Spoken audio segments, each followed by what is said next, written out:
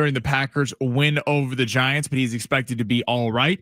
With a knee injury on Monday Night Football at 5:15 tonight, Cowboys, Raiders, Dallas, currently a 3.5-point road favorite. Quinnen Williams will be making his debut after coming over from the Jets. The point total is set at 49.5. Progressive Commercial Insurance flexes to fit your business's needs, from quick repairs to adjustable coverages and even payment options. Progressive Commercial makes it easy to get what you need.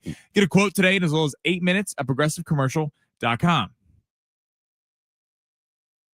Welcome to the Fletch Zone. Fletch Zone. I'm Ben Fletcher. That's Sammy Long. Into the Fletch Zone. Not like other guys. Where are we going in sports? Sound off like you got a pair. Going deep. Nothing like some artwork when you're going to take a piss. In the Fletch Zone. I like mine to stand stiff. Hey, yo. Come on, son. After a weekend like that, I think we need one more day. The Aztecs get back on track. Danica under center on the sneak is in for a touchdown, and the Aztecs score first. NFL Week 11. The kick is good. Dolphins win it in Madrid. Travis Etienne, touchdown! A touchdown run of 13 yards. Make it make sense. Sanders waiting for it. His first NFL snap. Roll out to the right on a play fake. Throw right, caught by Tillman at the 29 and run out of bounds. Fletch loves this one. 30 to throw. Again, floats it into the end zone. Kittle for the second time. Touchdown! 49ers. No ripping on Sammy's picks. He has enough to deal with. Snap placement, kick on the way. And it is good. The Denver Broncos have beaten the Kansas City Chiefs by a final score of 22-19. Let's talk about it all right now in the Fletch Zone. Oh, yes. Let's get it going on a Monday. What's going on, everybody? Ben Fletcher, Sammy Long with you till 2 o'clock today. John and Jim will take over then. A very, very busy show, but I would be remiss if I didn't start out with looking back to something that was said on Friday on this very show. I believe the quote was, "At least my team is playing in meaningful games here in week 11. Well, I look at something funny here. See, the 49ers currently have an 85% chance to make the postseason based on NFL.com standings, and the Kansas City Chiefs have a 51% chance to make the postseason. Well, they are meaningful games. Quotes aren't appropriate to say who said what on this show or on this station. It just matters that it was said. Yeah, I wish we got to play the Arizona Cardinals too. You know, I mean, what's that schedule upcoming? You got the Browns. You got some real tough ones in there. You call them the Denver Donkeys? Is that what you called them on Friday? Yeah. Woo-wee. But today, hey, I promise, YouTube chat, listen to me very closely right now. Today is not a day to bully Sammy. We do not want that. Of course, we do not want to see any comments about what happened to the Kansas City Chiefs this weekend. That would just be wrong. That would be a terrible thing to do. So do not do that. What we will do today is talk about what was an incredible day of games yesterday on Sunday, as well as college football action on Saturday, and everything else in between here on a Reaction Monday as we get you ready for Monday Night Football tonight between the Dallas Cowboys and the Las Vegas Raiders, a game that'll be heard right here on San Diego Sports 760. So let's start with it. I think the theme of the day yesterday, really, it didn't have anything to do with the Chiefs or the Niners or anything else. The theme of the day yesterday was quarterback injuries. You heard it in Sammy's update. Michael Penix's probably going to miss the rest of the season with a knee injury, and we saw how that looked with Kirk Cousins coming in as the backup. Woof, giving up a game to the Carolina Panthers, who win in overtime. We saw Aaron Rodgers leave, and the Pittsburgh Steelers were playing against the Bengals, and Mason Rudolph comes in and actually holds serve, and the Steelers go on to win that game in the direction that Aaron Rodgers had it headed. Mason Rudolph looked pretty good. But then came the one that's grabbing all the headlines today, right? Dylan Gabriel gets concussed, and so Shedeur Sanders, who was picked in the 5th round, comes into the game. And now today, all I'm seeing all over the place is people kind of piling on to Shedeur Sanders, who, I'll be honest, I haven't been the biggest fan of throughout the college process and the NFL. Shedeur Sanders, I thought was about right as a 5th rounder. I thought it was crazy he fell that far considering the hype, but didn't yesterday kind of just show you that NFL teams were right? And also, I'm going to defend Shedeur today. Yesterday was also the first time he's played with any of the first teamers in Cleveland. Yesterday was the first time as a 3rd string backup, like he was coming into this season, that he actually got reps with the first team of the Cleveland Browns. So he's going out there completely cold, completely raw. And you know what a 5th round starting quarterback says to me is that he probably wasn't ready to be a starting quarterback. So Shedeur Sanders coming out and playing the way he did, which was not good. He sucked. Should have been kind of expected by all of us. So everyone out there who's piling on him today, I don't really get it. That's what third-round quarterbacks are supposed to look like. And a third-round quarterback in Cleveland is probably worse than a lot of third stringers across the league elsewhere. So for Shedeur Sanders, he's probably 2 or 3 years away from being able to go out there and be competitive. Of course, he was not competitive yesterday. I don't know what you thought, Sammy, but it feels weird, the reaction to him. Yeah, well, I don't even think it's 2 to 3 years. I mean, give the guy a week of prep, like as the starting quarterback. Stefanski said after the game, he had never taken a rep with the first team. Right. So it's kind of hard to sit there and go, yeah, he wasn't good. He had a couple nice throws. He had one deep over the middle. That was nice at the end of the game. But the Ravens were smart. They just blitzed the hell out of him. He couldn't pick up the coverages. And let's not say you're not like the Browns have some great receiving talent to help him out. I'm not trying to just, help out Shedeur Sanders, but people bagging on him going CCC. Yeah, it sounds like Gabriel's going to miss next week. Let's give him a full week of prep, see if he can get it together. There were moments in that game where he looked all right, and going up against a division rival ain't easy either. So I think it's unfair people just completely writing off Shedeur Sanders like he sucks. Getting thrown into a division rival game in the second half of a close game, that's a pretty rough way to debut your NFL career. I would also, it's not his fault that everyone just assumed NFL teams hated him because of his attitude and his cologne and his music when he came into draft processes. No, it's not his fault that's what we all assumed. It's NFL teams. If he was more talented, he would have been drafted higher. I think that's the end of the discussion. If more teams thought that he could come and have an impact right away, he would have been drafted in the 2nd or 3rd round, not the 5th round. So that's kind of what you should expect from a 5th round quarterback was what we saw. I would like to see him have a full week of prep and get out there with the ones all week long here and see what he can do next week. And I do think Shedeur Sanders looks the part. He looks like a big, strong quarterback who can run a little bit. But obviously that was not a situation that set him up to succeed at all yesterday. By the way, if you want to troll me or something, please hop in our YouTube chat or send us a talk back with the little red microphone button on your iHeart app. Our text line, we got locked out of today. We're trying to get it back. So yeah, but don't troll Sammy. That'd be such a mean thing to do. No, I just don't want them to think that I'm not reading their texts. We can't see them right now. How about our buddy Tyler saying, "Man, oh man, rough weekend for Sammy. Is he doing okay?" I'll be honest, not really. I didn't talk to Sammy this weekend. I didn't feel like opening up that bag of worms because long shots missed on Saturday early in the day, right? It was the boxing match. Yeah, and Ben actually won the fight, but he did not get over on punches. We had a rough long shots weekend. And so I didn't text him right away because I knew the big Chiefs-Broncos game was coming up the next day, and I knew he'd be nervous about that. And then the Chiefs-Broncos game started, and it was tied 6-6 for the longest time in that game. So I still didn't text him, and then they lost, and I really didn't text him. And then I saw you, 45 minutes ago for the first time today? And I made a point not to say the word chief before he said the word chief. And then he said it and it all just kind of came out. What this team does to my mental health, I couldn't sleep last night. It drove me crazy. We'll get into it here in a minute, but it is that was a gross loss from the Chiefs. Jay Silves, damn Sammy, talk about them Mile High Blues. He's a sad boy today. Jay Sills also saying about Shedeur Sanders, saying the swag/attitude needs to parallel the play. I think that's why there's tons of backlash. Of course it is. Of course everybody sees Shedeur Sanders, who's very flashy and he's streaming all the time. He streamed his draft day hell. But all of that, and then he sucks when he gets out on the field. That's why people are going to jump on and pile on. But what else did you expect? Well, and Shedeur Sanders is a guy that it's not a lot of in between. You're either a Shedeur Sanders fan, you're rooting for the guy, or you're probably not a Shedeur Sanders fan and was rooting for his downfall in college. That didn't really happen, even though his record wasn't great. But they sold a lot of storylines in college, getting in the game. I think, to be fair to the guy, you got to give him a full week of prep. We can reassess next Monday if he's starting on Sunday and he puts up another stinker. All right, well, let's get to the big three here of our number one. Sammy rips through the top stories in the world of sports. Can't wait to see what we have today. See if we got a self-reflective Sammy Long coming up in the big three. Let's go ahead and smash it. Your lunch break is here.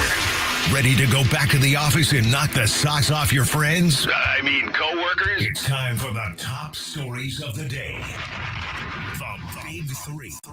And like Sammy said, the text line is down. So if you want to communicate with the show today, best way to do it is on the talkback mic. Open up the free iHeart Radio app. Find that little red microphone icon while you're listening to San Diego Sports 760. You could leave us a 30-second voicemail. We'll play all those back on the show. Or jump in the YouTube chat at San Diego Sports 760. Go interact with our buddies Tyler and Jay Silves and Rich and everyone else who jumps in on the YouTube chat. Jump on in there as well. Sammy, where would you like to start? We'll start with those damn Chiefs. Chiefs go into Denver and lose. Denver minus 300 to win the division now, especially after the Chargers lost to Jacksonville. Looks like they got that. Man, the Chargers were terrible. That was a brutal game. For the Broncos, basically have the division locked up. How big of a threat are the Broncos in the AFC? And will the Chiefs miss the playoffs? I don't actually think the Chiefs will miss the playoffs. Now, if they lose to Indianapolis this upcoming weekend, then it's a real problem. And I think that the cards are stacked firmly against the Kansas City Chiefs if they lose to Indianapolis. But it's at Arrowhead, right, this weekend? Yeah. Okay, so hopefully, well, not hopefully, but probably the Chiefs can turn this thing around still. I will say for Denver, I was not a believer in Denver. I really wasn't heading into yesterday. And I didn't watch the first half of that game. I watched most of the second half because I was on the Niners in the first half. But watching the Chiefs-Broncos game yesterday, Bo Nix made some big-time throws, man, especially in that fourth quarter. When they needed it, when it was 3rd and long, Bo Nix stepped up and made some big-time plays. I'd say he outplayed Patrick Mahomes yesterday, and you could take that however you want it. That's just what I saw. And seeing the Broncos play like that, we know about the defense. Outside of Moss, who's the one cornerback who gets called a penalty every time he does anything, which he's just not a very talented quarterback. But outside of him, there's not a whole lot of weaknesses on this team. And so, yeah, Denver's an absolute threat, man. But when we see Bo Nix in a playoff situation, that's when we'll know for sure. Because it's one thing, and that was a big game yesterday, man, with a lot of storylines. But it's one thing to do it in November. Can you do it in the postseason?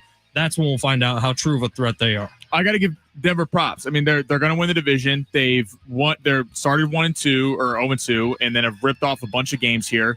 And they look good. And as you see what happens when you have a real coach team, when you're not dealing with Nathaniel Hackett and guys like that, when Sean Payton is a good head coach and they don't make mistakes. The defense was impressive yesterday. No Surtain, no Alex Singleton, and they still completely messed up the Chiefs offense.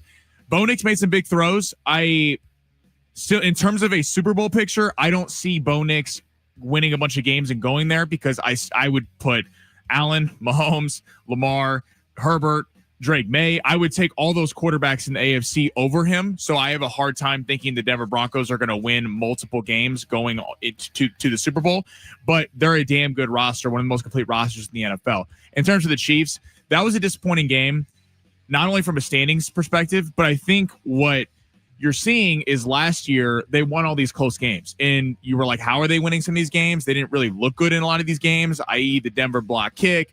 The Raiders, Aiden O'Connell fumbled at the own 40-yard line. Weren't they 12-0 last year in one possession games? Yeah. So this year 0-5. It was like they weren't.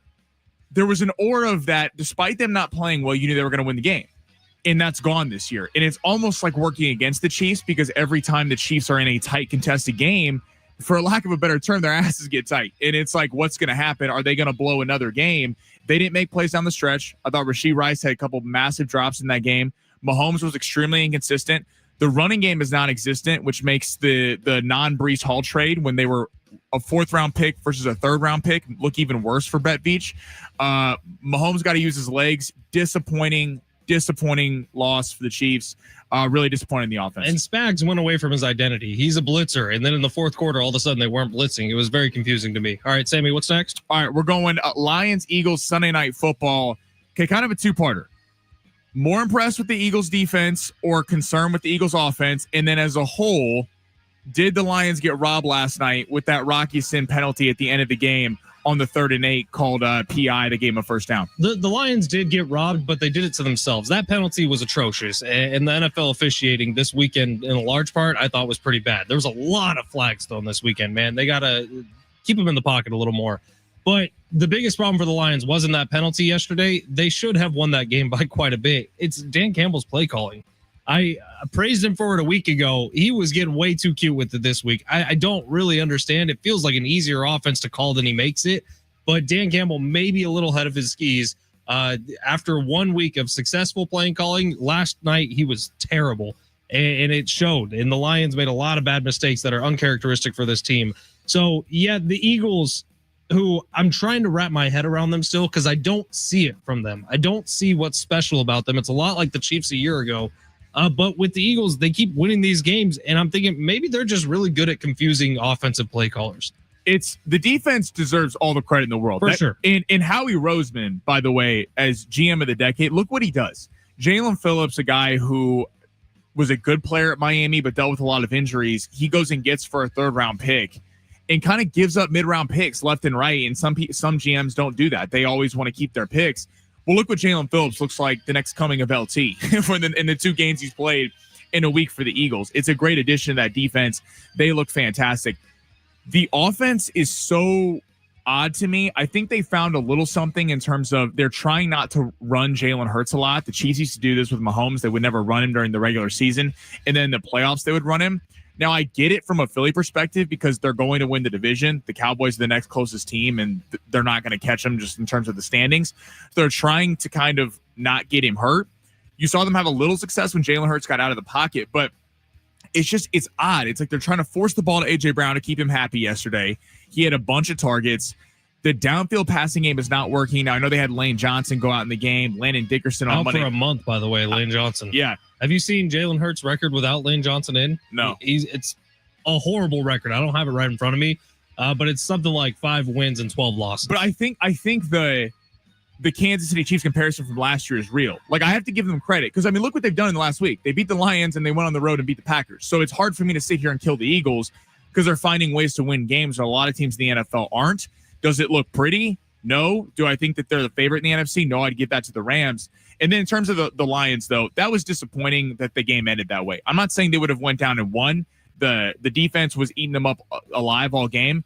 But really, I mean, good for Chris Collinsworth on the broadcast going, that's insane. Like, that was not a pass interference. If anything, it was offensive PI on A.J. Brown. That was a bummer to not give Jared Goff one more shot. Dan Campbell with the offensive play calling. I know Goff missed a lot of throws, but he ran it on like a 3rd and 8. He ran it multiple times on long 3rd down, trying to set up force. Dan Campbell should not be calling plays. The NFL's got to fix this. And look, it happened in the Chiefs-Broncos game yesterday. It happened all over the place yesterday. But the idea of NFL quarterbacks just throwing the ball downfield and throwing it short of their receiver to cause a defensive pass interference. Yeah, to jump back into it's crazy. They got to figure out a way to get that out of the game because it's insane how often it works perfectly. And I think Tom Brady was really the first one to figure it out. He started to do it towards the end of his career when he was in Tampa. And now everyone's doing it. It's like they have plays called to trap defensive pass interference. I think there needs to be a rule that if the ball is short a certain number of yards, like 3 yards, 4 yards, 5 yards, it should not be a penalty because some of these balls are not even catchable. They're just jumping back into the corner. Is big 3 number 3? Is it Seahawks Rams? Yes. Let's get to it on the other side. We do have a pair of tickets for San Diego State, San Jose State basketball coming up tomorrow night at Viejas Arena. Oh, wait, no, that's the wrong game. That's football. Sorry, for this weekend. At Snapdragon Stadium, SDSU, San Jose State, at Snapdragon this upcoming weekend. They're unveiling a bunch of drink specials and food specials for this weekend's game. They got classic pricing going on. So hot dogs are like $2. Beers are, I believe, $10. So unreal pricing this weekend for concessions. We'll have a pair of tickets for Aztecs football coming up in just a little bit. Seahawks, Rams, billed as the game of the weekend. Did it play out? We'll talk about it next. San Diego Sports 760 live on the iHeartRadio app.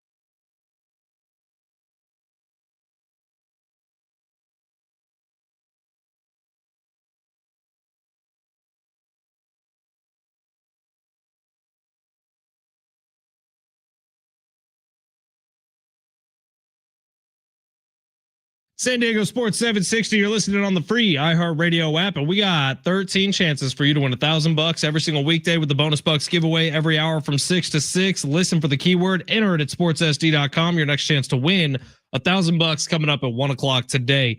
Because I don't think we'll have very much time to talk about it today. UFC 322 was a really good card. The Prates knockout was unreal. We had a texter call that on Friday. Yeah, but it was the two fights before the two main events were better than both the main events. And it's a problem the UFC runs into every once in a while. Like Makhachev kind of dominated in the finale, but it went to a decision. There wasn't a submission or a knockout. And same with the Shevchenko fight.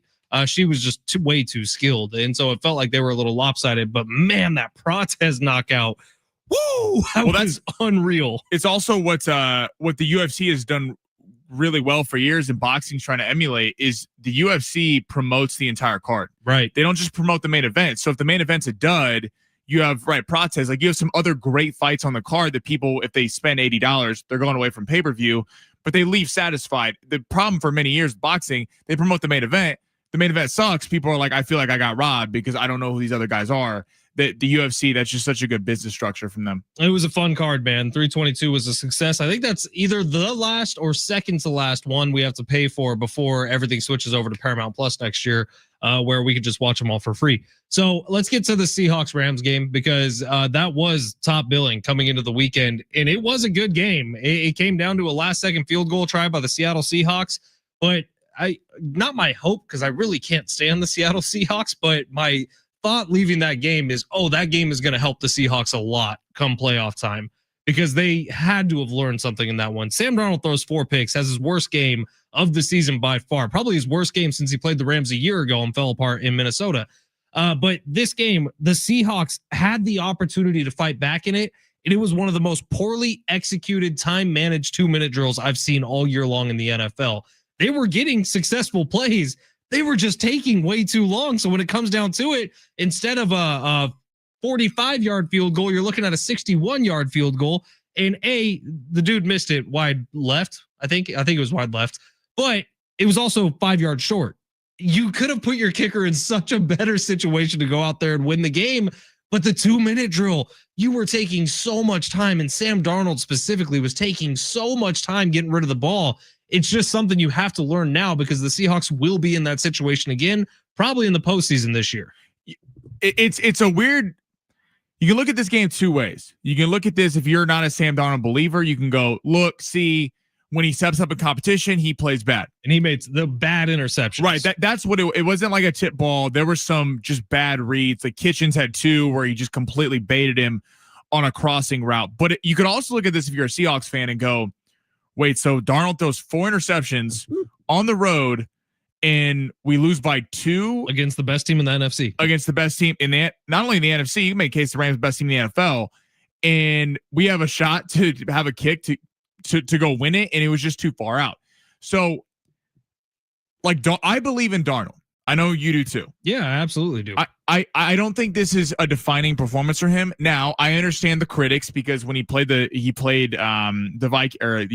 Lions last year, and then he played the Rams, he didn't play well. He played the Rams again. So they're going to get a shot here in another a month and a half, I believe, up in Seattle to do this. The division's still up for grabs. I think it's a testament, though, to how good the Seahawks defense is. The Seahawks defense, to hold the Rams to 21 points at home, that's impressive. And essentially out of 1 touchdown grab, take Devontae Adams completely out of the game. Right, and that was just a little, like, look away. That it was a slant route in the end zone. Devontae Adams made his money. He made his career on that route. It's the NFC is hard, because I think the Rams have earned the right to be the favorite. The Eagles, you can't count out, because their record's great. They beat a bunch of teams. It doesn't look pretty, but it's good.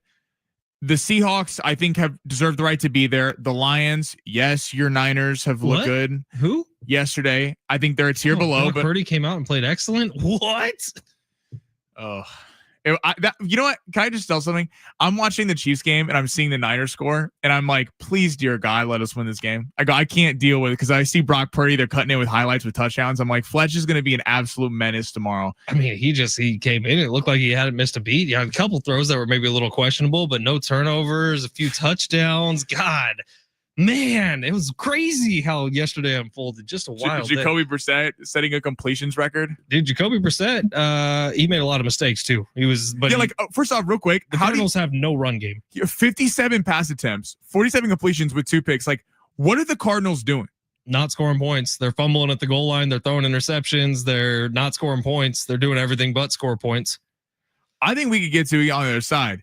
Though we talk about the NFC, the Bears are leading the division. All of a sudden, Sammy's boldest preseason proclamation has come true. It was 2 years too late. You said that about the Bears the year before, this year, and this year. So it's worked 50% of the time. Hey, listen. A blind squirrel gets a nut every once in a while. Shoot or shoot, baby. I've been saying the Raiders are going to be a dark horse playoff team for like 6 years. I've never been right. So you're going to keep waiting on that one for a little while. Maybe next year, Raiders. All right, we're going to take a quick break. We will talk about the NFC playoff picture. We'll also talk about the Aztecs' big win on Saturday night over Boise State. That's next. It's San Diego Sports 760 live on the iHeartRadio app.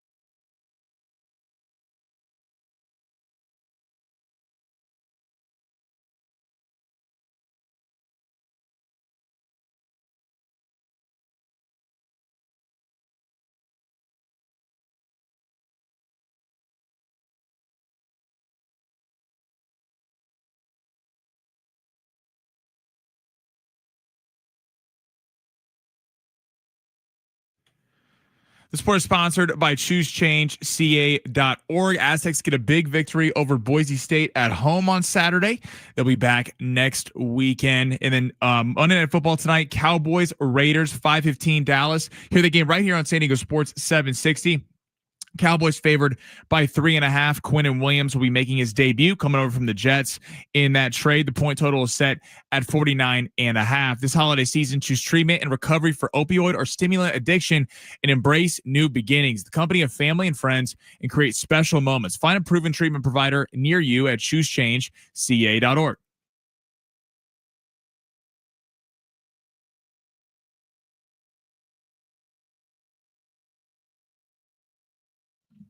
I'm going to be careful here, and I'm not recommending this. Ben Fletcher, Sammy Long with you till 2:00 today. John and Jim will take over then. I'm not recommending this. Have you heard of the Sora app, Sammy? SORA? The Sora app? No. SORA. It's a AI app. It's a video application that when you download it, you scan your face and then it can put you into whatever world you describe. So if you type in, hey, I want to be, I don't know, giving a shark a bath like you would see a car wash, something like that. Like if you were to put that in, I love how that's the scenario that came to your head. it's literally just off the top of my head. Because sharks need baths because they're in the water. It would turn you into a person who's giving a shark a bath like a car wash. Like it's one of the most impressive things I've ever seen. So this AI app is just available for everybody, and it's a little disconcerting. And I did it, so this app probably has all my information that I'll ever have, and is probably going to sell it to someone. And that's fine, whatever. I'll take that risk. It is so freaking cool, though. What is that something you'd be into? What, just an app that makes me do anything? If I were to say, "Hey, turn me into a superhero fighting crime, except all the bad guys have peanuts instead of faces," it would do that. And it also the AI takeover is real. It has an audio component to it too, where it actually like sounds like me, because as you talk into it when you start, it's a little disconcerting, man. Yeah, there's gonna be some weird videos. Out there. Yeah, I was about to say I wouldn't be doing that because first off, you bathing a shark, I don't know that that's gonna get posted and people are gonna be like, "What kind of freaky stuff is he into?" That was the first thing that popped in my head. I actually made the superhero peanut fighting one. Here, take a look at this. Let me see if I can pull it up. This is great for our radio audience because they can't see. I'll show it to everyone on YouTube, but go check it out and play with this app. It's unreal how lifelike I look. Look at that. I'm a superhero, Sammy. Did you tell it to give you that 20 pack? Yeah, dude. It actually, in other videos, I only scan my face, but I am kind of a fat guy. So I'm like, could you tell that I was kind of a fat guy because of my face? And that is a tough look in the mirror, but it's really cool. Sora, SORA. Check it out if you want to play with it. It sounds like someone's trying to get an endorsement from Sora. I'm really not, but it is unreal what you can do on this thing. And it makes me really nervous about the future of, I don't know, mine and Sammy's jobs, because it seems like AI has already taken over the video editing world. All right, let's talk about it. The Aztecs got a win Saturday night over Boise State. It was kind of an amazing way to get to a win because Jaden Denigal had 17 passing yards in the game. But San Diego State was able to just beat down Boise State defensively with the offensive line, with Lucky Sutton and Christian Washington, and force their ways to a win. I did not have that game scripted out like that when we were doing pregame. When we were talking about the different ways the Aztecs could win, I figured Jaden Denigal was going to have one of his best games of his season to take advantage of the fact that Boise State was without their quarterback, Maddox Batson. But San Diego State came out with this game plan where they were going to make sure that no matter what, if Boise State was going to beat them, they would have to do so through the air. And with San Diego State's cornerbacks and their linebacker room as good as it is, they were going to force Boise State to try to beat them on the ground. And Boise State tried. They just couldn't. San Diego State's defense was too good. And that's the 5th time this year San Diego State's defense has held the team to 7 points or fewer. One of the best defenses in the country. And man, finding ways to win like that, get into 8-2 on the year. 2 more wins guarantees a home game for the Mountain West Championship. San Diego State undefeated at Snapdragon Stadium. The turnaround from year to year as we sit here on November 17th is literally, I think, the 2nd best turnaround in the country in college football. Yeah, extremely impressive. Now the game was ugly. 17 passing yards. Yeah, not gonna lie. It was a tough watch at times, but shout out to the Aztecs defense completely shutting them down. I know they didn't have their starting quarterback, but still, that's impressive. That's a team that's played in the college football playoff last year. And they were able to really get after him. Now, this may be like, obviously we wanted the Aztecs to have a shot to be the group of 5 team. JD Wicker on the pregame show said they still do. It's going to take some help. I can't remember what game he pointed out, but it's coming up next week of a team that needs to lose. But they still are alive for a college football playoff spot, but it's not likely. Right. This may not be popular, but the best thing that might happen to this team is they don't get the college football playoff. Okay, because I don't see them as a 2-loss team getting in just with their schedule, and with the offense the way it is, like you can't have 50 passing yards and go beat Ohio State. Like that's just not going to happen. But we've seen the turnaround: 3 wins to already at 8, possibly hosting a Mountain West championship game. The best thing for this program is you go win a Mountain West championship, go to a bowl game they can actually win. It's not taking shots at them, but like there's a clear top of the country, and then they're trying to kind of crack into that. The best thing happened to this team is they win a Mountain West championship, go to a bowl that's legit that they can actually win, and build for recruiting. We saw Napier go out in the game that completely affected the offense. You have 2 stars in Napier and Lucky Sutton. The offense is still coming around, but it's going to take another year for Sean Lewis to really get the rest of his guys in. But I mean, impressive that they're finding ways to win. But, in the future, excited to see what they can do the rest of the year, and hopefully they can go get a Mountain West championship. I mean, obviously, financially, a college football playoff would be a lot better. That's the one reason. Other than that, I think you're spot on. Financially, you talk about the money that comes in with just getting to a college football playoff. We saw that a year ago with Boise State. Every program benefited from it. 100%. And we all want that. I want this to not be misconstrued. No, I get what you're saying. I want them to go say it's better to get into a bowl game you're going to have a potential shot in than go to a college football playoff and get your ass kicked on national TV. Let's say in the first round they're matched up with Texas. The spread of that game is going to be out 45. Right. Like that's just, if we're being completely honest, if they win a Mountain West championship and go to a bowl game and get a win that, listen, it's not in the college football playoff, but you start to look at from a national perspective, wow, 3 wins to then a Mountain West championship and a bowl win. And then you start being able to really go recruit, because the problem for San Diego for so long is that SC, UCLA, Arizona State, Arizona used to just come into San Diego, take a lot of the best players, and San Diego State would get the scraps. What Sean Lewis and his coaching staff is doing is showing that this is a real football program, completely turning it around from year 1 to year 2. And hopefully you can kind of keep some of those guys in-house, in-state. And the direction for this program is only going to go up. Jay Silves on YouTube saying, can we talk about lucky number 7, 20th Aztec to rush for 1,000 yards in a season? Defense was back to lights out, dominant, sole possession in the Mountain West. Lucky Sutton, I got to talk to him after the game, and man, that dude, A, he's all class, and B, he's going to be an NFL player someday. The way he's built, 6'2", 245, I think 235, somewhere in there. He's built like an NFL running back, and he's playing like one right now. When he puts his foot in the ground and goes, Boise State had no answers for him. And then in the fourth quarter, when the Aztecs needed to burn some clock, it was just the Lucky show the rest of the way. He was up over 150 yards, didn't get a touchdown in Saturday's game, because the 2 big drives, the 2 touchdown drives for the Aztecs, one of them was Christian Washington, the tailback, who ran for, I think, 60 yards on one drive. And one of them was Lucky Sutton, who had a big drive rushing.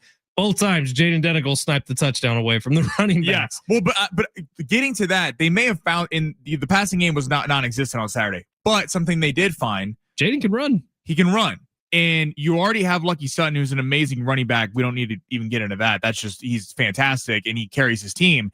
If you kind of instilled a little bit, we don't know the status of Jordan Napier, but if you instill a little bit of a read option type game, I mean, Denigal can fly. We know Sutton can fly. They may have found something, despite the fact that the offense wasn't clicking on Saturday night, in the fact that Denigal did get out of the pocket and move a little bit. We'll see against San Jose State. You know who's calling that game on Saturday? Petros Papadakis, right? Petros Papadakis. The old P. Might have to get the old P on the show this week. The old P. Swing on by anytime you want. Man, we should go have a beer with the old P somewhere. The old P. Mission Valley. All right. It is San Diego Sports 760. If you want a pair of tickets for this Saturday's game against San Jose State, where hopefully it's not raining, because that absolutely played a factor into it. Yeah, how about that rainstorm that was going to just flood all of San Diego over the weekend? So first, there was flooding in San Diego, which is never a good thing, but Mission Valley always gets it. But secondly, leading up to the game, everyone was saying that. We were looking outside and was like, skies are clear. It was like sunny by 3 o'clock. There were 3 different parts of that game, though, where the clouds just opened up and dumped for like 5 or 6 minutes at a time. Like you could see on Lucky Sutton jersey and Christian Washington's jersey, they were soaked to the bone, man. That absolutely played an impact. and why neither team could throw the football. But man, it was rough. But I think the coaching staff for San Diego State smartly looked at what happened in Hawaii and said, okay, well, if we have another wet game, we're not going to be able to pass. And so they stayed away from it and built this game plan where it was just going to be running the football. And I don't think that the offense was disjointed, like you said, Sammy. I think the game plan was just not to throw. And if you can win the game on the ground, go win the game on the ground. And that's exactly what they were able to do. It was, excuse me, soaked on the field at Snapdragon Stadium, not because it was raining consistently, but because of three different parts where all of a sudden the sky just opened up and it just dumped buckets down for like 2 minutes at a time. And that absolutely played an impact. All right, we'll take a quick break here. Long shots on the other side. Rough weekend. See if we can remedy that coming up next. It's San Diego Sports 760 live on the iHeartRadio app.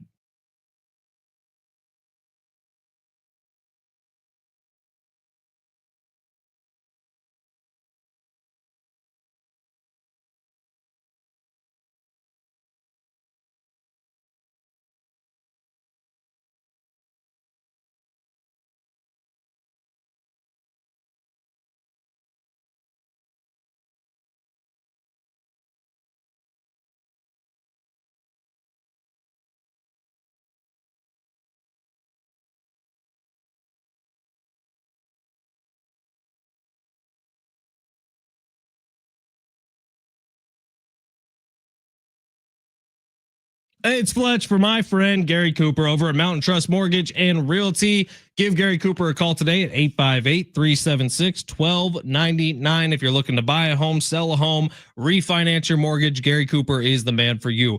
I'll tell you this, my wife and I, we were in the home buying process. We hit a little bit of a snag. Well, now we're rebuilding our savings account, looking to buy our first home in 2026. And I promise you, the guy we're going to be doing this through is Gary Cooper, because we went to a bunch of different real estate agents. We went to a bunch of different home lenders, and we always left those conversations more confused than when we got to them. They talk you through a bunch of different scenarios where you're like, hey, we don't have that money to spend. Well, we went to Gary Cooper, and he was straight up with us. He was honest with us, and he showed us how we could keep the most amount of money in our pockets while we're going through this process. So give Gary Cooper a call today, 858-376-1299. He's going to give you something called his degree in loanology. Gary Cooper will talk you through the processes and tell you all the things that the other companies won't tell you because they want to skim some extra money off the top. Gary Cooper is going to make sure that you are keeping as much money in your pocket as you possibly can throughout this process. And that's for whatever phase you're in, whether you're investment of your life, your house, your home for your family, whether you're looking to refinance a loan, whether you're looking to sell your house. Gary Cooper can help you with all three aspects. So give him a call today. The consultation's free, 858-376-1299. Just tell him the Fletch sent you, and he'll talk you through it. He'll figure out what your situation is and try to turn that in the best possible scenario for you. Give Gary Cooper a call today. 30 years as a realtor, as a mortgage guy in San Diego. He knows the market better than everyone. Why would you trust someone from out of market when you got a guy who is literally doing this in his own backyard? Also a huge Aztec fan, huge Padres fan. Would love to chat with you about that as well. Give Gary Cooper a call, 858-376-1299, or visit him online at mountaintrustmortgage.com.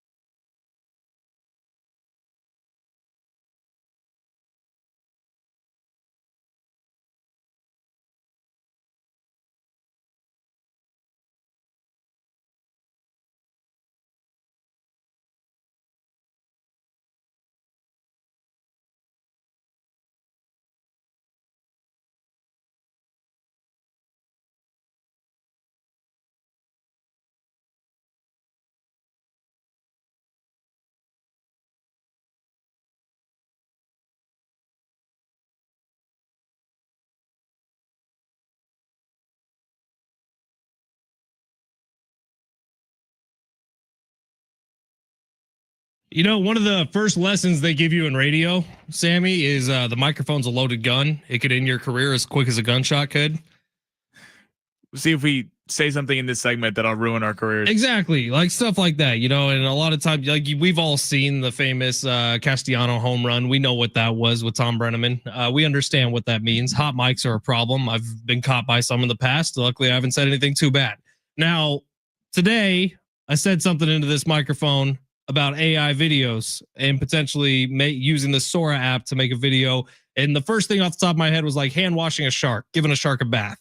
It was an odd pull. Two random things just jumped into my head, said them both. Well, now our buddy Tyler on Instagram has made an AI video of me washing a shark. It is as freaky as you could imagine.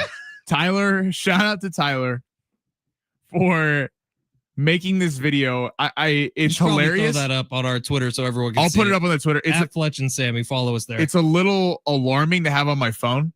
I think I look good, man. Yeah, Tyler made you really skinny. Yeah, thank you, Tyler. I appreciate that.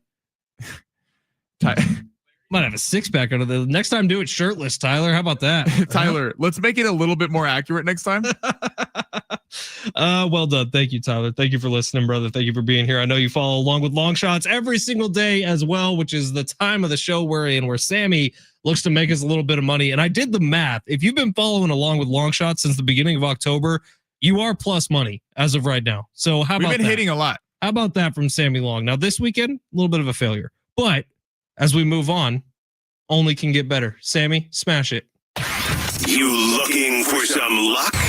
Want to win big? Gotta play big. You are so money, you don't even know it. Time to take a chance Pay that man his money. with Long Shots. All right, Sammy. Woo! Where are we going today for Wow. Long Shots? Distracting TV going on. Yeah, you need to pipe down over there. All right, you need calm down before you say anything that's going to get us canceled. I'm in love, and I don't care who knows it. Okay, Tyler was also taking a little shot at me on YouTube. He said, Sammy will definitely get one pick tonight because Jokic is free half point. So we're gonna add that. We're gonna go more than a half point for Nikola Jokic. They're trying to give you a freebie. If that doesn't hit, I don't really know what to tell you. So he's gonna score 1 point tonight. Let's go to the NFL. Ashton Genty, more than 17 rush attempts. I actually think this game is gonna be a little bit closer tonight. Genty, this is the only path the Raiders have to getting a win. Genty has to get the ball, and I think the Raiders have learned that even when they get down in a game by a score or two, you have to stay with the rush. Like they don't have Jacoby Myers is gone. Brock Bowers is the only one who can catch a football on the team. So you can't throw to him every time. That's been the problem for the Raiders. Everyone just double covers Bowers. They don't let him catch the ball, and they can't go anywhere else. And then you're putting the ball in harm's way with Geno Smith. Quinnen Williams added to the Cowboys tonight. Overshown back, the linebacker, so I think he's going to be running with Bowers all night. Genty is going to have a heavy dose of the run game. I think this is closer with the fact that it is in Las Vegas. More than 17 rush attempts for Ashton Genty to keep this thing close and slow down that pass rush of Kenny Clark and Quinnen Williams a little bit. On the other side, we're going with both running backs tonight. Javonte Williams, more than 75.5 rush yards. If we look at Javonte Williams' stats recently, the games that there were blowouts in, the Jets, 135 yards. Washington, 116 yards. Arizona, 83. The games where they were getting blown out and they were losing in, Carolina, 29. Denver, 41, because they took him out of the game. I do think it's going to be a close game, but I think the Cowboys will be leading by a touchdown most of the night. I don't think they're going to blow them out, at least until the second half. I think it's going to be close early. Javonte Williams has a big second half to take down this Raiders team. The Raiders are just, honestly, on defense, they're not very good. And Max Crosby, the one thing that they do have is they do have a little bit of a pass rush. How do you get after Max Crosby? You just run the ball right at him. That's been kind of a thing. Andy Reid is one of the first guys to really do that. Run it right at Max Crosby, take him out of the play, get him a little bit tired going into it later. Javonte Williams, more than 75.5 rush yards. Then we're going to head back to the NBA. Paul George, Philadelphia, playing the Clippers tonight in Philly, making a debut against his old team. So he hasn't played at all this year. He's been hurt. Paul George, though, we're going less than 12.5 points. I think people are thinking this is just a revenge game. Oh, easy. He's easily going to clear this. A couple things working against him here. Number one, the Clippers are desperate. Their record has not been very good. Number two, Paul George might be on a minutes restriction tonight because he's already dealt with a lot of injuries throughout his entire career. First night back, they're not going to play him enough to be able to get 13 points, so less than 12.5. And frankly, the last time we saw Paul George last year, he was awful. This is not the same player that was playing for Indiana, Oklahoma City early on his career with the Clippers. Paul George, I think this is a bait to go over. That's why we're going less than. So to recap, Nikola Jokic give you that 3 point, half point more than. Paul George, less than 12.5 points, making his debut for the Sixers tonight. Ashton Genty, more than 17 rush attempts, got to establish the run, especially with Jacoby Myers out at the receiver spot after they traded him to Jacksonville. And Javonte Williams, more than 75.5 rush yards. When the Cowboys lead in games, he hits overs. I think they're going to be leading in the game tonight. I dig it. Javonte Williams has actually been kind to me betting on him this year, so I like it a lot. Sammy, well done. Long shots in the book. Thank you to the fine folks for getting Nikola Jokic down to a half-point score. If he doesn't shout out to that. Dude, if Jokic doesn't get it, what are you going to do? Well, my luck, the way my team's been playing, it probably will happen. Yeah, you could also probably stop using like Andy Reid as an example for good things because the Chiefs are like one game away from being under 500. So we're trashing Andy Reid now? Kyle Shanahan knows something about Andy Reid. I mean, Kyle Shanahan has a winning record with an 85% chance to make the postseason. What's his record in Super Bowls? Not important. Oh, that's right. That's what I thought. It's San Diego Sports 760. We got a whole another hour of this going on. If you want to jump in, our text line's down. So YouTube is the best spot for you to go right now at San Diego Sports 760. You can also jump in on the talkback mic on the free iHeartRadio app. Download it. Listen to San Diego Sports 760. Find that little red microphone icon. You could leave us up to 30 seconds of a voicemail. Talk about what we're talking about. We'd love to hear from you. We've got a lot coming in. We are not ignoring your text. Please hop on YouTube and do it. We have a little technical problem going on here. Text line's not working. That's the problem. It's San Diego Sports 760. Hour 2 coming up next. San Diego State tickets on the other side, live on the iHeartRadio app.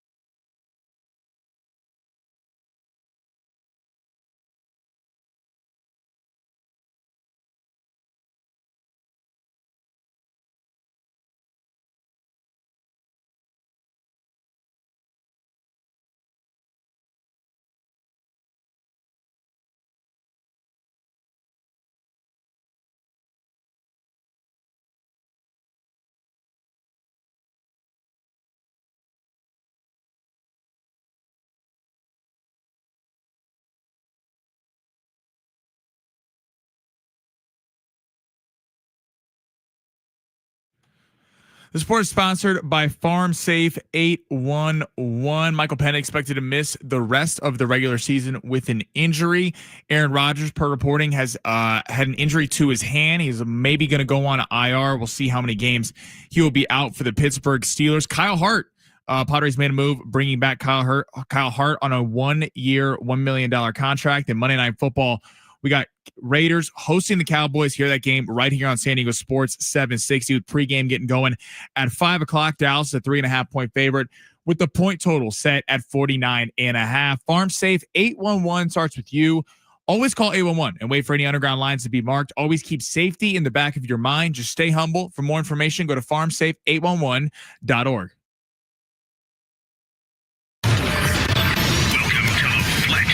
Fletch Zone. I'm Ben Fletcher. That's Sammy Long. Into the Fletch Zone. Not like other guys. Where are we going in sports? Sound off like you got a pair. Going deep Nothing like some artwork when you're going to take a piss. in the Fletch Zone. I like mine to stand stiff. Hey, yo. Come on, son. After a weekend like that, I think we need one more day. The Aztecs get back on track. Down to go under center on the sneak is in for a touchdown, and the Aztecs score first. NFL Week 11. The kick is good. Dolphins win it in Madrid. Travis Etienne, touchdown! A touchdown run of 13 yards. Make it make sense. Sanders waiting for it. His first NFL snap. Roll out to the right on a play fake. Throw right, caught by Tillman at the 29 and run out of bounds. Fletch loves this one. Birdie to throw. Again, floats it into the end zone. Kittle for the second time. Touchdown! 49ers. No ripping on Sammy's picks. He has enough to deal with. Snap placement, kick on the way. And it is good. The Denver Broncos have beaten the Kansas City Chiefs by a final score of 22-19. Let's talk about it all right now in the Fletch Zone.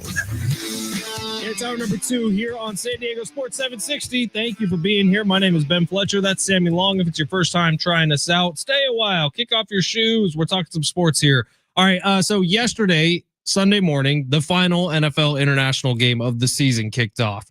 It was actually a pretty good game yesterday morning, a good one to wake up to. But I do think that leads us to a question here because they add more and more every single year to the international slate of games, whether it's in Madrid or Germany or Mexico City. Every year we've gotten a little bit more, and the NFL started to reach out a little bit farther. I guess the question is it working, or are we sick of having to wake up at 6:30 in the morning to watch the games that are being played overseas? For me, I've never really minded it. I wake up early anyways. My body is set to a time clock now after a couple of years, or really 7-8 years now, working in morning radio. So I'm up and at 'em on a Sunday morning as much as I am up and at 'em on a Monday morning. But as I'm watching these NFL games play out overseas and trying to think about the global audience of the NFL, specifically the U.S. audience of the NFL, are we getting sick of the fact that there's one game every week that just doesn't really fit in with the rest of them? There's one game every week where you're having to wake up a little bit earlier, set your fantasy football lineups a little bit earlier. And is the trade-off actually worth it? Sammy, I don't know. What do you think about the international games? I enjoy it in the morning. Like I get up for them. Especially like for most of them, like this one, I slept in a little bit till halftime because I was like, all right, Dolphins Commanders. I'm not like going to necessarily get up at 6 a.m. for that one. Ended up being a great game. Yeah, it was great. I watched the end of it. It was, I don't have a problem with it. Look, anything that kind of grows the game, I'm with. I think it's cool that they're kind of going overseas. I think what they're setting the table for is they're getting a team soon. And that's kind of been kicked around for years, and it's always kind of been put in the distance. Roger Goodell has talked about it. Like they're talking about this at the meetings, and the team that you would think that if they're going to relocate would be Jacksonville. I don't know how like plausible it is without doing this, without making a division. And this would be a lot to ask versus doing one team where it's like you go to London and then you got people traveling every week and it's just kind of an S show. I think if you made a division that was all European teams and you added a division, so they played each other. So you don't have like the Rams traveling to London and then back to New York. Like that's just a travel problem for the NFL. I think they are going to expand. I think they will get a team. But if you're going to do it in the NFL, it'd almost be better to do a division where all the division games you're playing overseas. So you're not having this massive set of travel. And then when they do travel, we'll see what happens, and if those teams are heavily favored, the teams making the long trips. But it is interesting. It feels like they're setting the table for there to be a team over there. Probably, yes, you are right. Or maybe multiple teams, one in London, one in Mexico City. They could spread it out as well. I don't know that that's necessarily good for the game. What I will say is for the league as a whole, it's working. The NFL is doing this because they're seeing the success that baseball has in the international market, that football or that basketball has in the international market. And they're realizing, oh, we're leaving some money on the table here, but are you going to do it at the detriment of your league? And now my final kind of thought on the international games is I don't think having one game that sticks out of every other schedule, it's not going to make long-term sense for the NFL. So if there is a team that ends up in London, well, is every London Jaguars game going to be at 6:30 in the morning? Right. Like that doesn't work for me. And I think for most of the US audience, I think that's the one thing that we could see change is if there is a team that ends up overseas, you're going to have to fit into the US schedule. We actually just got a good talk back on this. I'll play it right now. Yeah, let's hear it. I think Sunday morning in Europe or wherever over a Thursday night game anywhere in the States. Oh, see, I love Thursday night football. Thursday night football is great for me. It's Monday to Sunday is too long a time for me to wait. I don't know. So I love Thursday night football. Like I don't know what I would Monday night football, Tuesday night football, Wednesday night football. Like the COVID season was great because you never knew when the next game was going to be on. I wonder though, but to our texter sent the talk back. I'm curious what if you ask the players, if you ask the NFL Players Association, because for years, and I love Thursday night football. I don't want Thursday night football to go anywhere, but Thursday night football for years has been a talking point of, hey, there shouldn't be, it's not healthy for our bodies. The fact that with this quick turnaround, 3 days prep, you get more sloppy play sometimes because you're on a short week and you see a lot of injuries happen. I wonder if you ask players, would you rather take a trip to London and play Sunday morning, or would you rather keep Thursday night football where you're playing and your risk of injury significantly goes up? I wonder what they would honestly say. The answer might be to keep the international games. I don't know the answer to that. Players have never liked Thursday night football games because it also doesn't make sense. It doesn't fit in with the normal NFL schedule.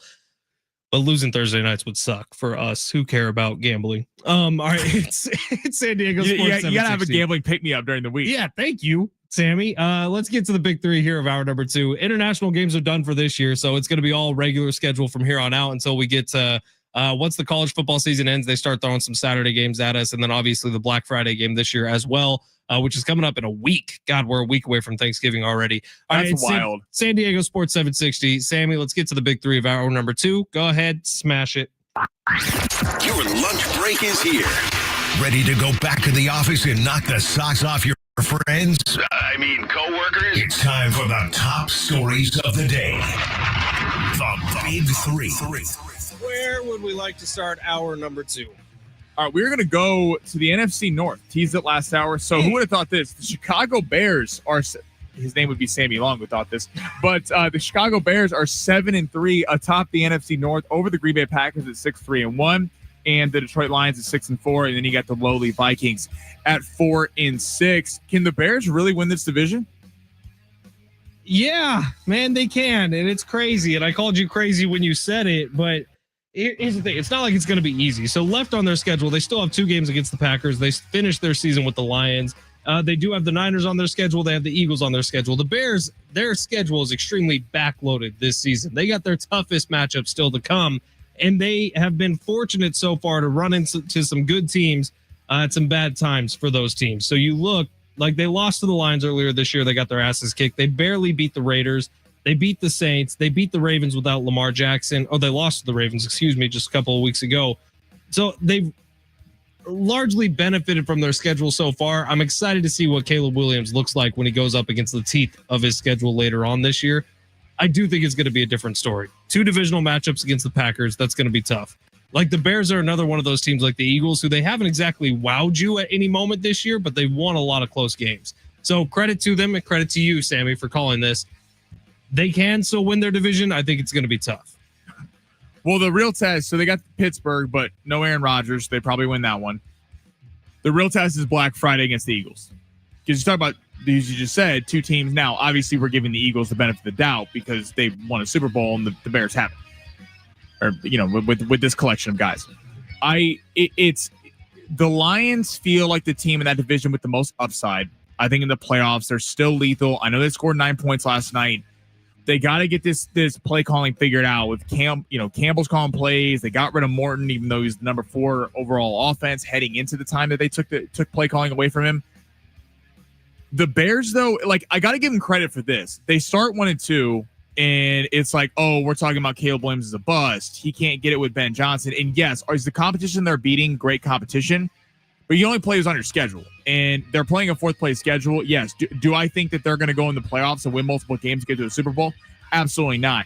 But for a team that was decent last year until the failed Hail Mary, where their season went down the drain, they lost like 6-7 straight, something like that.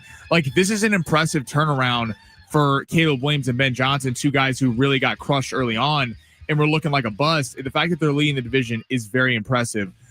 So far, Ben Johnson, Coach of the Year nod? I think he has to. I mean, Shane Steichen, maybe. Shanahan's name's being thrown out there too for winning with this collection of injuries. I can see that. But yeah, if Ben Johnson, if they somehow win the NFC North, if it's not Ben Johnson, they're doing it wrong. What's next, Sammy? So this is actually breaking news out of college football world. Virginia Tech is hiring James Franklin as its next head coach. But kind of in general, A, what do you think of this? And then number 2, what do you think of like Dable being fired from the Giants, guys like that? When like, who is the hot head coaching candidate for the NFL? Because it feels like there's not really one. Whereas in years past, there's always an offensive coordinator or defensive coordinator that is being linked to every job. It feels like this year there's not really any. Interesting for James Franklin. I'm struggling to wonder whether or not that's a good hire for Virginia Tech. I think it is. My gut reaction is it's a good hire. I think for Virginia Tech, it's a great hire because they're a good program, right. Not a great program. You get a big name. I'm surprised, though, Franklin, with the openings at LSU, I'm surprised UCLA didn't go get James Franklin. Like, I don't know if he didn't have those opportunities or what. I'm surprised he kind of settled for the biggest of the Power 5, the smallest of the Power 5 school openings. Yeah, that's interesting. All right, in terms of the NFL, and I love the question because we're about to be talking about that. There's going to be more head coaches fired. Usually there's anywhere between 5 to 8 head coaches in the NFL fired every single season. It's been growing, that number, every single year, it feels like. Jesse Minter, Mike McCarthy, Joe Brady, and then who's the dude in New York right now? Manka, what, I can never remember his name. But those are the... Kafka, that's what it is. Oh, yeah, the interim head coach of the Giants. Those are the hot names right now, right? And so the NFL's worst case scenario, I would say, is if Mike McCarthy is the biggest name heading into the time where you have to decide on who's going to be the next head coach in all these different places. It is a dry market this year. Someone's going to get paid that probably shouldn't get paid, and I think someone's going to keep a job that probably shouldn't keep a job. Like if you're the Dolphins right now, looking at Mike McCarthy, does he deserve to be fired by the end of the season? Maybe. It's a disappointing year. But are your options outside of him that much better? I don't know that they are. That's what Pittsburgh also. Like, are you going to fire Mike Tomlin when the best option that would be the Giants' dream? Go hire somebody is going to be Mike McCarthy? Because how quickly does Mike Tomlin get picked up? Immediately. Mike Tomlin would be out of a job for a day, literally a day if he got fired. Same with John Harbaugh. I mean, that's been kind of talked about, which is crazy to me.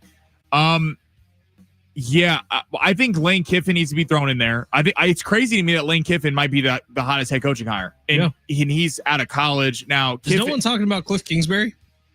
Kingsbury's interesting. My thing with the Giants is this, though. So you have Scatabo, Neighbors, and Dart. You have this young collection of talent. Dart's played really well, despite the fact that he's dealt with just injuries to his offensive line, receivers, running back.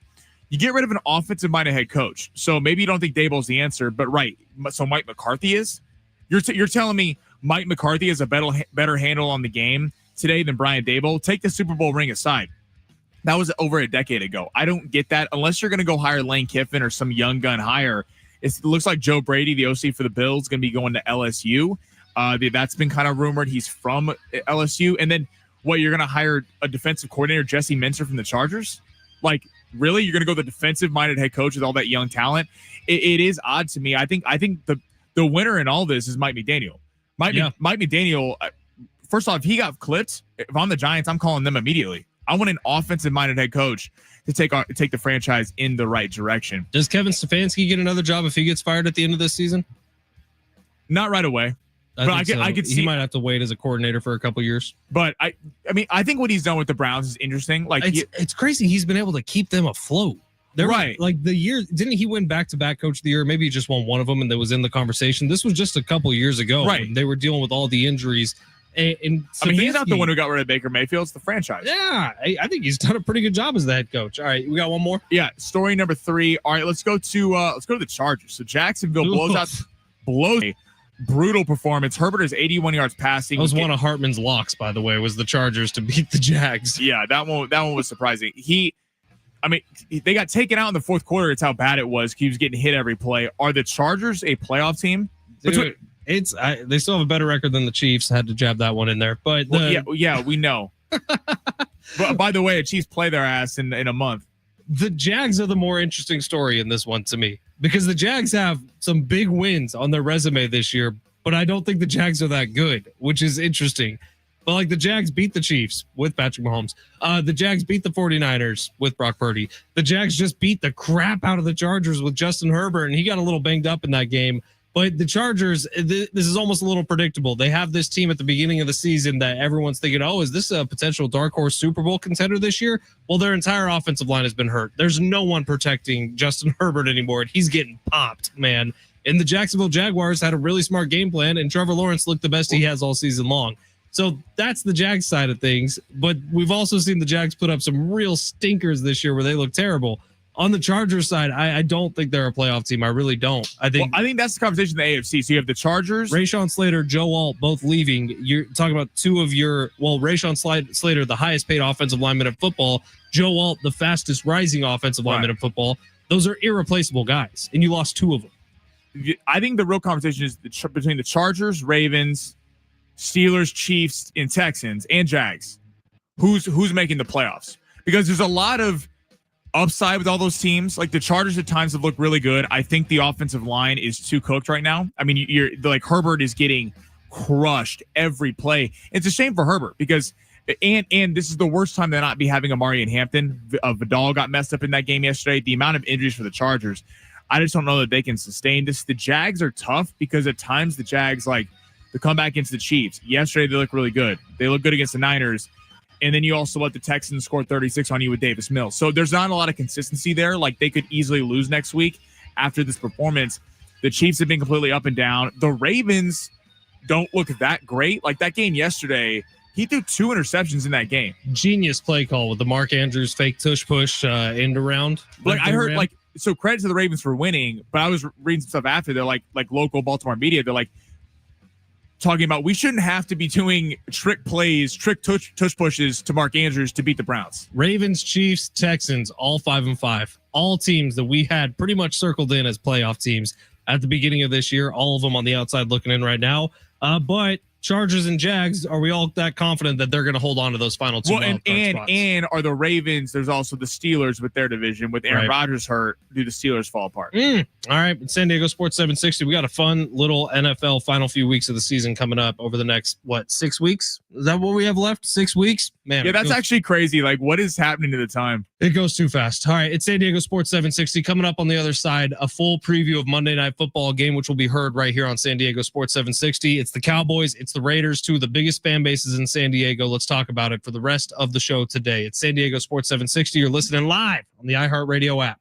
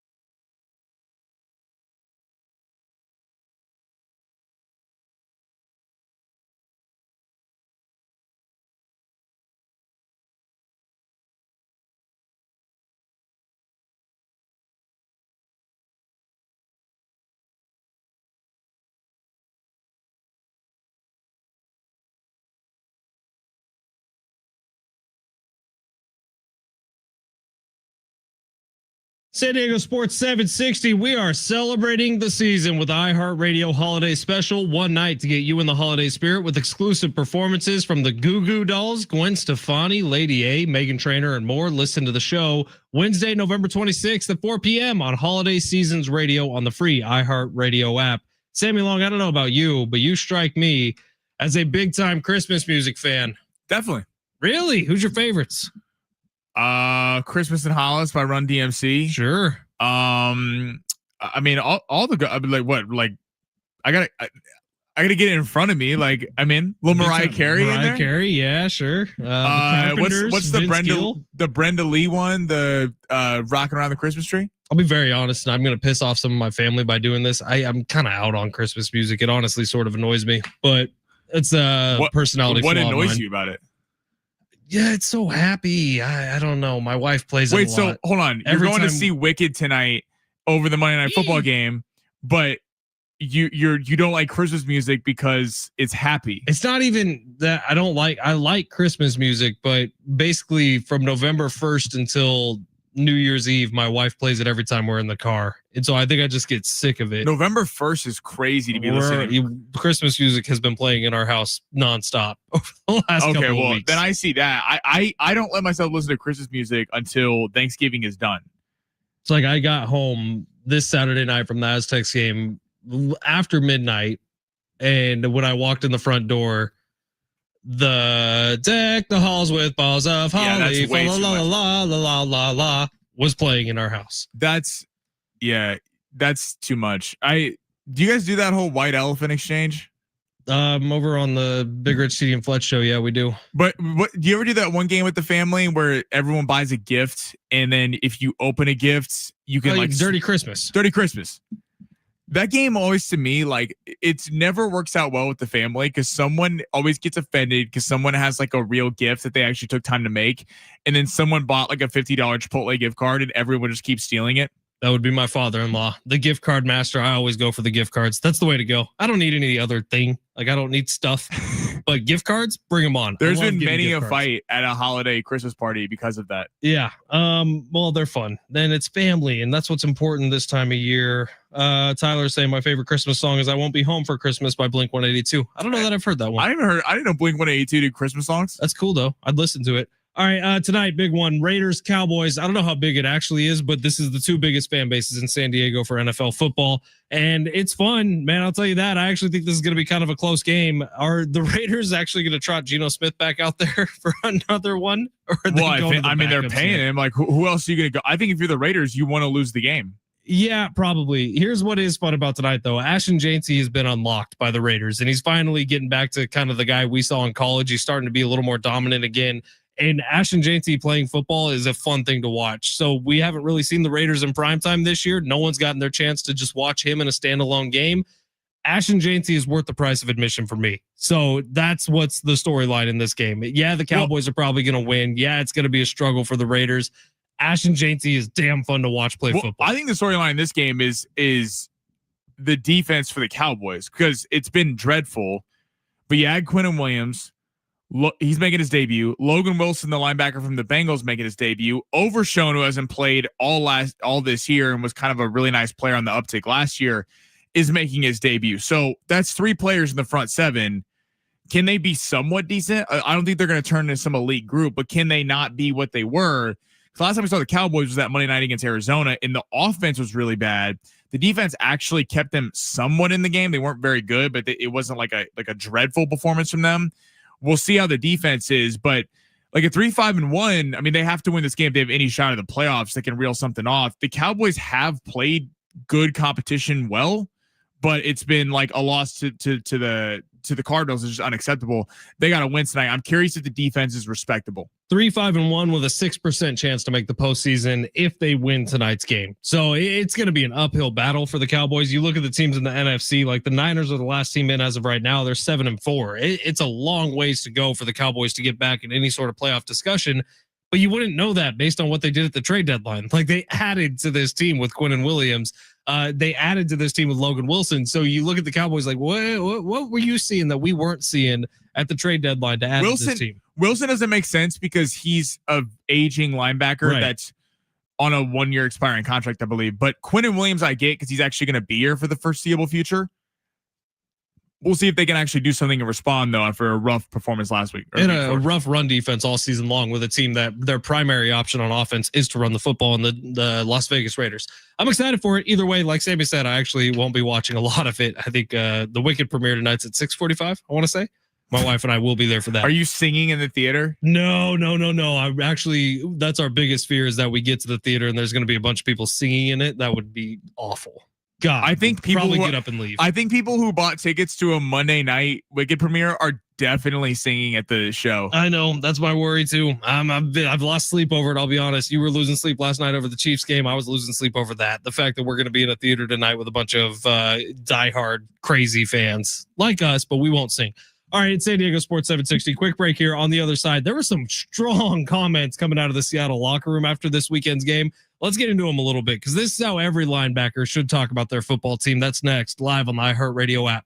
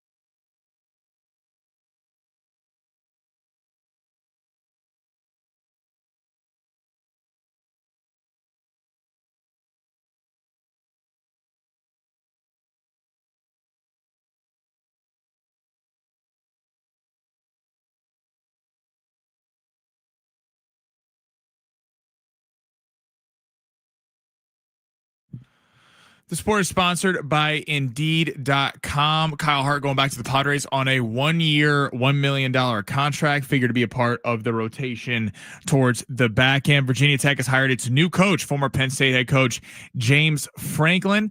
From the Lakers, LeBron James expected to make his debut per Shams Charania either Tuesday, Sunday, or Tuesday. So within the next week here. And then on Monday Night Football, the Raiders will be hosting the Dallas Cowboys. Cowboys are currently 3.5-point road favorites. Indeed sponsored jobs gives your jobs posting a turbo boost. Match with the candidates you're looking for, making your hiring simple. Visit Indeed.com/credit. Again, that's Indeed.com/credit.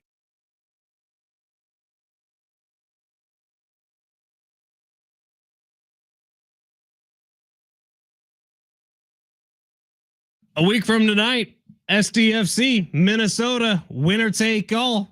One game, a single elimination postseason match for SDFC. You're going to hear it right here on San Diego Sports 760. A week from tonight, game at Snapdragon Stadium. SDFC looking to win and advance in the MLS postseason. All right, Sammy, can you read that report from Shams Charania one more time? Because I got a thought on it, and I mean no disrespect to Shams when you read this, but go ahead. I'll pull up the exact tweet, but basically he said that LeBron will be making his debut. He did a full practice with the team today. The Lakers play Tuesday, Sunday, or Tuesday. They're off for 5 days. LeBron will be making his debut either Tuesday, Sunday, or next Tuesday. Doesn't it seem like we could have made that report? Like, come on, Shams. What are we doing here? He could play Tuesday, maybe Sunday, maybe the following Tuesday, maybe the following Sunday. LeBron's going to play on a Tuesday, a Sunday, or a Tuesday coming up sometime soon here. Yeah, I mean, he's back practicing with the team, though. That's why they put it out. Man, Woj bombs were a thing of the past now, baby. Woj would have said Tuesday, 6 p.m., LeBron James back. When you break the Luka Doncic trade, you can kind of do whatever you want. Yeah, Shams is pretty good at his job, if I'm being completely honest. But that was just funny wording that Tuesday, Sunday, or Tuesday. All right.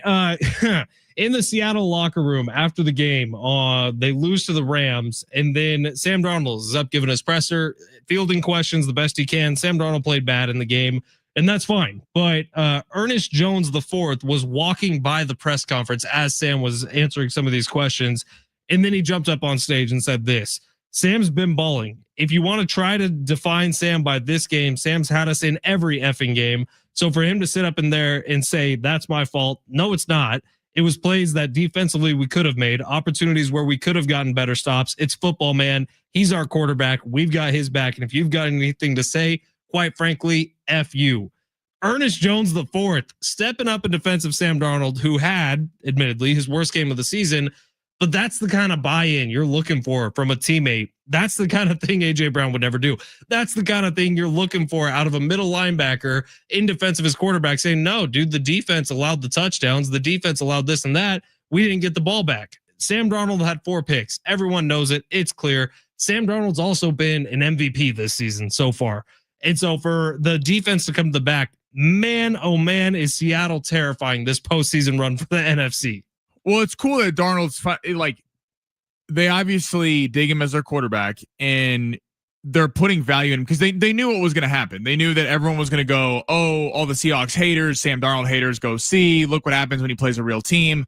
And the Los Angeles Rams, those 4 interceptions, and some of them were pretty rough interceptions. It's cool that his defense, Ernest Jones, coming to his defense. I think like we talked about this earlier in the show, but like, if you're Seattle, you could take away from that game going, wait, we lost by 2 points, missed a super long field goal.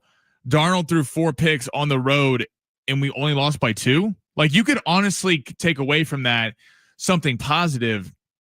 And it's cool that they're sticking up for him because Darnold is a guy that really his entire career, people are kind of waiting for the downfall. I think because of what we've seen with the Jets and the Panthers, 2 terrible organizations.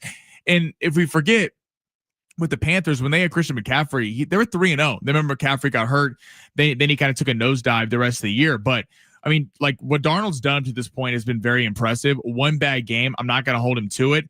Now, yes, you do want to see him step up and play better talent, but I think that considering the team around him, he will be able to. Well, the worry is that last year when it was game time at the end of the season with the Vikings, they had this incredible regular season up until the very last 2 games. And Sam Darnold played rough in those games. He had the postseason game against the Rams. the regular season game against the Lions that would have determined home field advantage in the postseason, and he played rough in both those games. So it's like Sam Darnold stepping up into big games. Is that the problem? I personally don't think it is. He played bad yesterday. They got the Rams again this year. Let's see how he does in that one back at home before we cast any sort of judgment. That doesn't take away from what has been an MVP season for Sam Darnold up to this point, but it was bad yesterday. Now, if there's one game where you're out there driving around wondering, why haven't they talked about this game? That's a great question. I've been wondering that myself. How about the Buffalo Bills? Josh Allen, 6 touchdowns on the game. First quarterback ever to have 3 passing touchdowns, 3 rushing touchdowns. I've never seen someone be so like a closeted Buffalo Bills fan I've ever seen in my life. 2 separate times in his career. Josh Allen leading the Buffalo Bills to a victory over the Tampa Bay Buccaneers. That was a big game, Sammy. Who are you pulling for? Because your boyfriend Baker and Josh Allen were playing in the game. I know it was tough for me to pick between those 2 guys, but Josh Allen was fantastic yesterday. Baker Mayfield played a hell of a game too. That was one of the best games of the NFL weekend. And I know I'm poking fun at Sammy right now because he hates the Bills. But important games, that one's way up there. You got 2 teams fighting for postseason spots still, even though they both have pretty good records. But the Buffalo Bills had a lot of question marks coming into that game. Man, early in that game, the turnover on the push pass from Josh Allen was ugly, was hideous. And then he kind of turns around and does the Superman thing because the Bills still don't have wide receivers. And he sort of had to put the team on his back once again. But the game from Sean Tucker on the Bucs, who was a backup running back who ripped off 3 touchdowns and looked fantastic. The game from Josh Allen, who it was history, Sammy, you can at least give him credit for that, becoming the only quarterback in NFL history to have multiple games with 3 passing and 3 rushing touchdowns. The dude was responsible for 6 touchdowns yesterday, Sammy. Can you give him a little credit? I haven't talked yet. I'm giving them all the credit in the world. Josh Allen's not the problem in Buffalo. Josh Allen's unbelievable. This is not anything new. Shout out to the Bills for winning that game. They're going to be hell out for anyone in the postseason. But the problem is Josh Allen has to do that. Like that's why it's hard to pick them to go to the Super Bowl. When on any given, they can beat any team in the NFL on any Sunday in the playoffs. But look what he had to do: 6 touchdowns. Allen's unbelievable. Cook's unbelievable. The problem, though, is where's the defense? Where's the number 1 receiver? Keon Coleman didn't play because of like a behavioral thing. They benched him. And Deion Dawkins was actually kind of getting after him post-game saying he needs to be more mature. I really think the Bills are going to come playoff time and they are going to regret not upping the offer, kind of like the Chiefs not getting Breece Hall, them not getting Jalen Waddle. I think that was a massive mistake because if you were able to get a Jalen Waddle or a Chris Olave or one of these receivers that could just be a number 1 when things break down, you're going to that player. That's what they don't have right now. And Josh Allen and James Cook can't do it all by themselves. And when things break down in the playoffs, who's going to convert that 4th and 5? I just worry about the Bills in terms of the outside weapons if they have enough. Especially with Kincaid missing as much time as he has this year, with Keon Coleman all of a sudden popping up with behavioral issues. It does feel like the Buffalo Bills, they might have missed their boat for the season by not adding at the trade deadline. I mean, I would pick them as like if they go into Denver or even New England or the Colts, and because they're probably going to be in the wild card, I would pick Buffalo.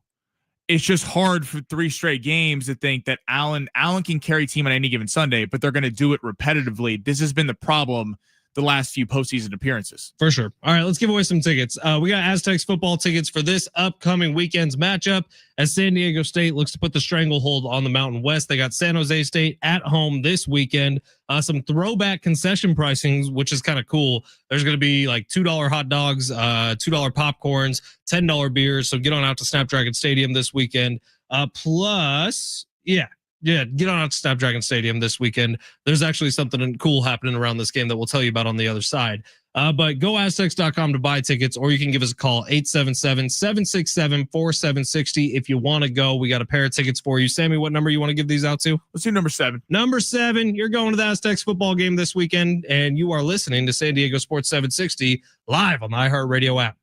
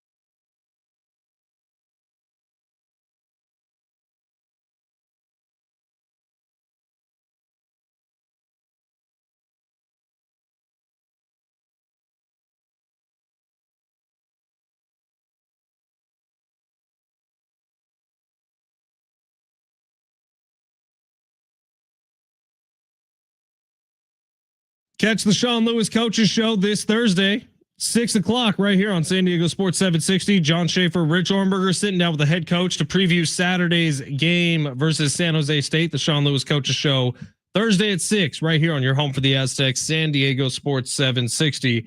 I don't know if you saw, Sammy, but after the game Saturday night, they'll always like show the coaches, the two winning coaches, or the winning coach and the losing coach.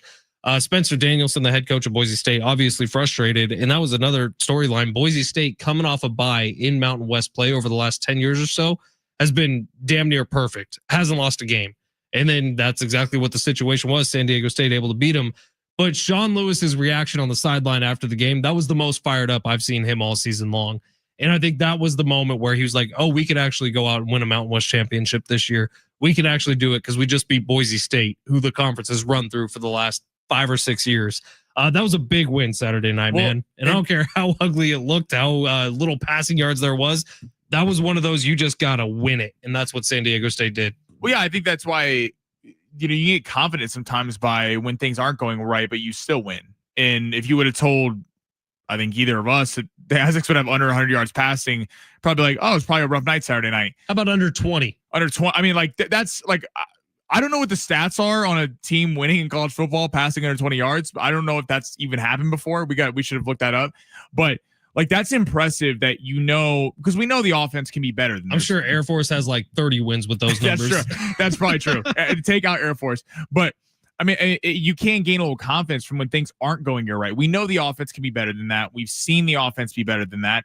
Now it's 2 weeks in a row. It's been pretty rough in terms of an offensive passing game. Hawaii, you kind of looked at it with the rain. You also had a little bit of rain Saturday night in San Diego. So they got to figure that out. But the fact that the defense is so good, allowing time for the offense to really kind of get it going, sky's the limit for this team in terms of winning the Mountain West. Yeah, we'll see, man. It's going to be a fun couple of weeks. So San Jose State, who just got beat 55-10 against Nevada at Nevada, comes to town this upcoming weekend, Snapdragon Stadium, 7:30 kick Saturday night. Victor just won those tickets to that game. Congratulations to Victor. Victor, he's a big Raider fan too. Big Raider fan. Sorry for your last couple of seasons, but maybe things get turned around. Look, couple young pieces, Ashton Jainty, Brock Bowers. You got a couple pieces on this team to get you excited. If you're the Raiders, like if you deal with the Raiders, lose out. You have Jainty, Bowers, Crosby. Lose out Fernando Mendoza from Indiana, and then all of a sudden you go, wow, there's like something to build here in Vegas. Maybe. That'd be cool. I honestly think they should have drafted Shedeur Sanders, but they didn't. Could have gotten him in the 4th. Right. You could have seen what you had. I mean, Gino's clearly not the answer. Mendoza seems like the only quarterback that's ready to start next year out of college. Like there's a lot of quarterbacks with talent, but I don't think like a lot of those guys are ready to play. Arch Manning letdown continues. Yeah, they lose to Georgia. They got their asses kicked to Georgia. That game was kind of crazy because it was like an 11-point game. They got it within 3 or 4. Then the Georgia got a touchdown. Kirby Smart does an onside kick when no one thinks of it. So shout out to Georgia. But yeah, like Arch Manning, like I know his receivers aren't great. Has anyone gone from the most hyped player in the country to forgotten about halfway through a college football season like Arch Manning? I don't know, especially not in college football. Now I do got to feel a little bit bad for the guy in terms of he didn't really bring the attention on himself. Right. His last name brought the attention. It's the fact that he's in the Manning family and he's had some impressive wins, but Texas can't beat Georgia. And yeah, it just like, it's very disjointed. And you thought with Sark that they would kind of be able to get that offense running because Sark is such an offensive minded guy. But yeah, he looks a little lost out there at times. He does. All right. Tonight's game, Dallas favored by 3.5 points on the road in Las Vegas. Do you know what the over under is on this? 49.5. 49.5. You feel comfortable picking this one? Because I really don't have a good read on this either way. I feel money line or spread. Dallas should cover this game. Dallas should win by a touchdown and a half. Probably. Are you going to pick your precious Raiders? I don't want to, but home dogs on primetime by more than a field goal are usually pretty good bets. I think it's actually a good game tonight. I think the Cowboys do win, and the Cowboys have been laying away a little bit for a couple weeks. I'm going to go 24-20 Cowboys, barely cover. They cover by 1 point. You're not helping me out at all, Sammy. 28-21 Cowboys win. Ashton Jainty scores 2 touchdowns. Wow. Okay, that's specific. So 28-21 Cowboys win. Jainty 2 touchdowns. Yeah. Wow, that's quite a little parlay there. Put that in Vegas. You'll win some money. Yeah, I do think the Cowboys win. But both of us are under. Both of us are under on the total. I'm barely under. You're under by quite a bit. You said 49.5, 24-20. Oh yeah. I did go to San Diego State. My math class wasn't the best, you know. Sammy and math. It took me a minute. We need a calculator on the screen over here for him to figure it out. But yeah, both going under, both taking Cowboys. So if you trust this show, maybe don't and go the complete opposite of us. This is going to be a barn. Have you seen that PrizePicks is now offering money lines? Are they? Yes. Is that official? I got an alert this morning. Is that maybe on the app, but not in California? Oh, is that what's happening? That would probably. But why would I get an alert this morning at the gym when I'm in California? So if no one's figured it out yet, like Kalshi is an app that legally operates in California. Yeah. That you're trading on stuff. You're not betting. That's how they get around it. You trade on it. You're not picking a spread. So there are opportunities out there. And like Kalshi spends money on this station. We hear their advertisements, but it's perfectly legal. You won't get arrested. Right. But you're investing. It's different. So it's just so funny how the language and the jargon has turned this thing around. Shout out to some lawyers that keep this alive. They're like, no. We're not gambling. We're investing. Right. There's just no excuses anymore. So if you're talking about the fact that, well, what are you guys even talking about this for? We live in California. Yeah, figure it out. Well, also, like people think the stock market's okay. I don't know if the NASDAQ's going up or down today. Stock market's the biggest gamble you could have. Right. And that's need I tell everyone about 2008? Right. All right. People lost their asses on the stock market. That's quite a way to end the show. Yeah. Let's remember the biggest economic crisis this country's ever faced. San Diego State basketball back on the court tomorrow night, taking on Troy. Can't wait for that, man. This Aztecs group is going to be fun to watch all season long. And this is really the last get right game before you're playing against Michigan, who's the top 10 team in this country. Next week is going to be awesome with the Las Vegas tournament for the basketball team. Magoon Guath making his debut tomorrow night. Can't wait for it. We'll talk about it a lot on the show tomorrow. John and Jim are coming up next, so they'll take you the rest of the way. What was your final score one more time, Sammy? 24-20 Cowboys. 24-20 Cowboys. Just as we're on the way out, think about 2008. Yeah. Think about how much money everyone lost. Remember your 401k? Kiss that sucker goodbye. Per Ben Fletcher. All right, we'll see you tomorrow.